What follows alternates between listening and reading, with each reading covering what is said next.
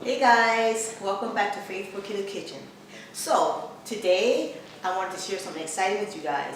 We're going to start a series from this book called Foodimentary. It's by John Bryan Hopkins. So a little background about him. He was someone who was kind of tired of the same sporadic holidays from day to day, or either a couple times out the month that celebrated certain foods. So he decided to do it every day of the year and make different food history dates from each day of each month. So I thought that was kind of cool, you know what I mean? And in this, it has like fun stuff like October 10th, Angel Food Cake Day. I mean, come on, that's an amazing day actually. And October 7th, Frappuccino Day, and dates like that. And it's really cool because he has a lot of like fun facts in here as well. So I thought, why not take these food days and pick a couple out of each month and actually make food that is keto friendly and do it on those days specifically and share it with you guys. So we're gonna start making recipes from it. And today, since today is September 3rd, let's see what today has. September 3rd has Welsh Rabbit Day. So we're not gonna be cooking rabbit, no.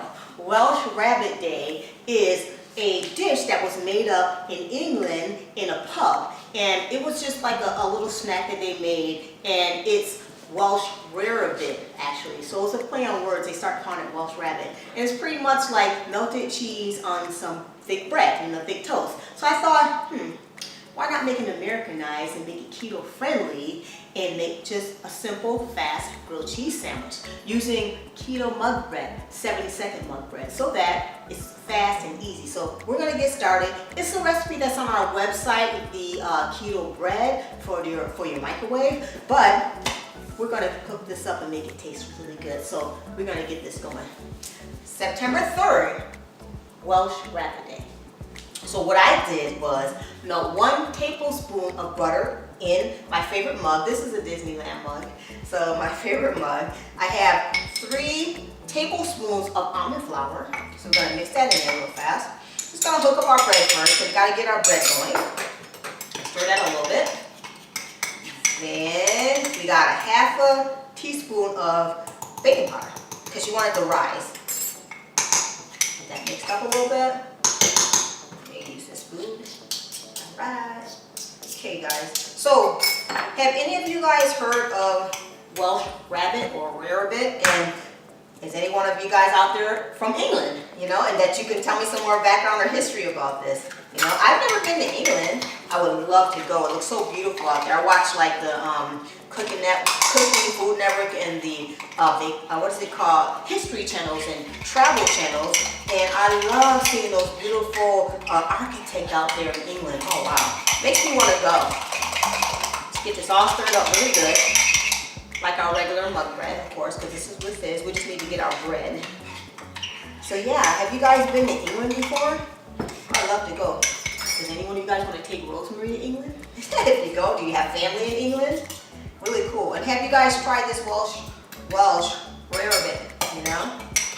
It's a simple recipe, which I thought was pretty cool. I'm gonna get it all in there.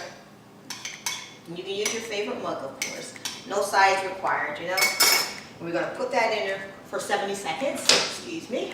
So we have our mug bread, and we're gonna take it out of the mug, and it's still hot, so be careful. Take it out of the mug.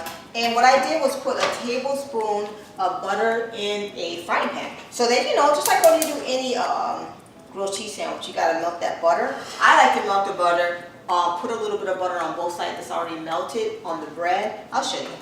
So this mug bread is pretty hot, guys. What I'm gonna do is cut it in half. Ooh, it's hot. I usually let it cool some though first, okay? But since it's still warm inside, you can actually get that cheese all melty in there. Let me grab a lid, guys. Alright, so what I like to do when I make my grilled cheese sandwiches, I actually like to cover them up with the lid so the inside of the cheese and the bread can get melted faster. Because I want my food faster, of course. So let's do that. We're going to rub a little bit of butter on that outer portion. Okay, then we'll add a little bit more butter to the pan. Let's turn it down some. And just make a simple grilled cheese.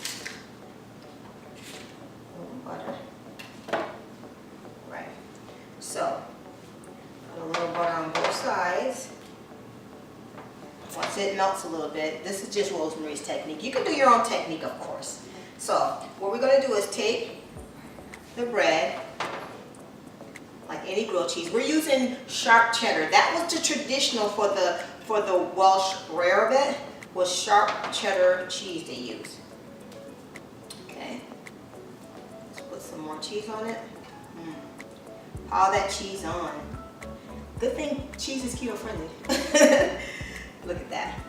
So what we're gonna do is put it on about a medium, and we're gonna let it cook, and we're gonna put the lid on and let it get nice and crisp at the bottom, and let it just, it's like an open face grilled cheese. And we're gonna let the lid cover it and get the cheese all melty, and we'll be right back to give it a try. Oh yeah, so it's nice and steamy, yum. Okay, so our Welsh Rarebit is ready. Look at that, guys. It looks so good. The cheese got all crispy from the pan. You know, that's gonna be my favorite part, of course. So let me get them out. And it got so crunchy at the bottom. Ooh, it looks like, you know what it looks like doing it this way, since it's keto bread? It kind of looks like biscuits, cheese biscuits. Look at that crunchy cheese. And of course we know that you can't leave the cheese in the pan. That's the best part. So let's give this one a try. Just out of curiosity, what the cheese keto bread would be like. Look at the bottom of that, guys. It's all crunchy. Real cheese sandwich.